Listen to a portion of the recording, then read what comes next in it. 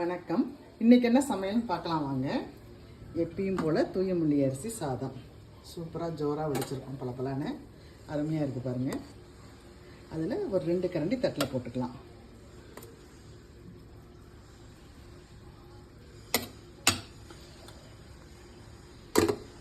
அடுத்து என்ன மீன் மகள்? காளா மீன் குழம்புங்க. சூப்பராக இருந்தது. இந்த தடைப்பிடி காலத்துலேயும் இந்த மீன் கிடச்சிது. ரொம்ப அருமையாக இருந்தது.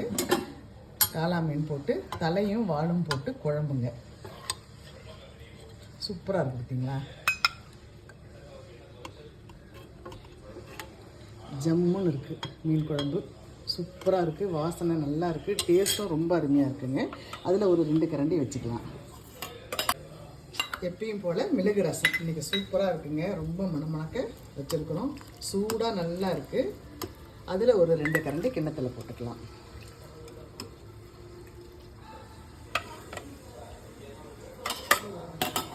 அடுத்து சொரக்காய் பொரியல். கூட்டு பொரியல் தான். சொரக்காய் பொரியல் சூப்பராக இருக்குது பாருங்கள்.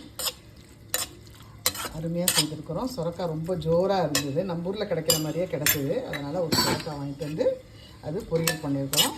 அதில் கொஞ்சம் வச்சுக்கலாம்.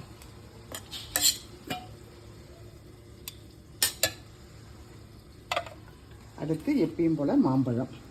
அதில் ஒரு 2 துண்டு மாம்பழம், ஒரு 2 துண்டு வச்சுக்கலாம். அடுத்து இன்றைய ஸ்பெஷல் கறி மீன்.